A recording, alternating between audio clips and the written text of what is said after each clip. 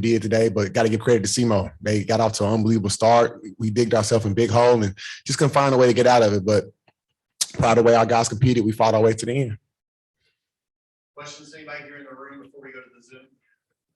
Just had a season high tonight, or season high 23 points tonight. What was working for you? Man, just try to get going any way possible to help our team win. I mean, coach told me to be aggressive, so I just tried to continue to do that, provide a spark for us. But, it is what it is. Second year freshman on the team, but I think you're considered a leader on the team. What does it mean to you being in this role so young in your career, having guys follow you? Yeah, I mean, I wasn't always like this. I had to grow up a lot this year. I learned from our seniors, Kasim, Shaquem, Kenny Cooper, those guys, JD. So they taught me a lot, and it's just reflected here now. But I came a long way, and I'm just trying to lead the best way possible. So one thing you think those seniors taught you specifically? Well, they taught me, and Coach Penny, we called it a windshield wiper mentality. Just next play, you gotta just move on because it's on to the next. I mean, you might mess up one play, but you don't know the next play could change the game. So I was just taught to move forward. Coach, you guys are coming into your group here towards the end of the year. You mentioned that all year. You guys play your best basketball towards the end of the year. What does it say about how the team grew this year? I'm proud of them. For us to get off to the start we had, we were 1-6 at one point.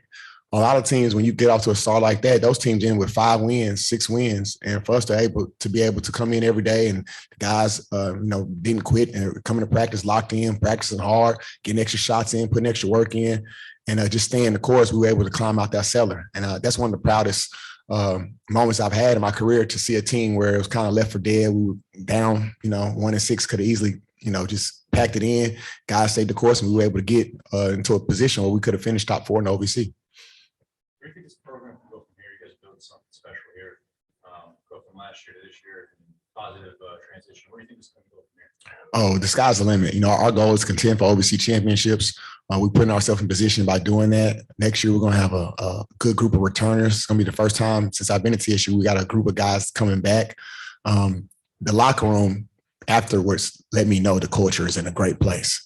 When we first got in there, it was anger. It turned to tears. It turned to laughter. And that's how our culture is in a great place. The guys love each other.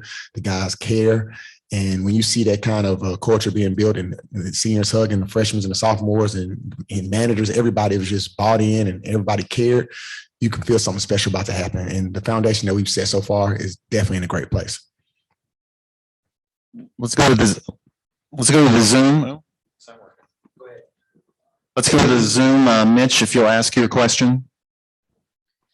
Coach, obviously not the ending you guys were hoping for. Basketball is a very humbling game. But Coach, I asked Austin P this question last night.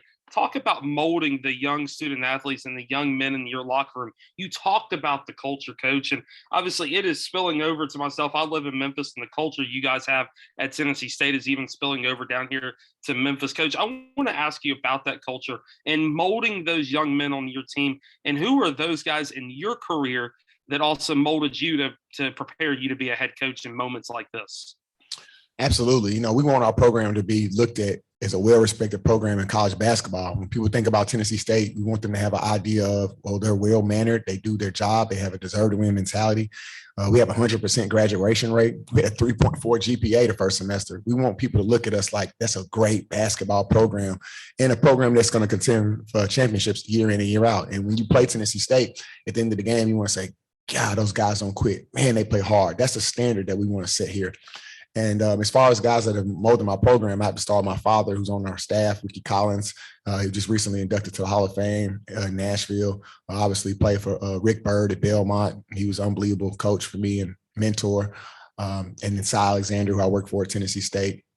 Of course, I have to mention Steve Forbes, who a lot of the things that I learned from him, we instill him at Tennessee State. He's at Wake Forest now. And Dan Muller, former coach, head coach at Illinois State. I've got so many guys that pour into me that I worked for or played for, and I've taken a little bit of each and made my own, own Penny Collins gumbo, if you will, and turned it into the program that we have now. Anybody else in the room with a question? All right, thanks, guys. All right, thank you. Okay.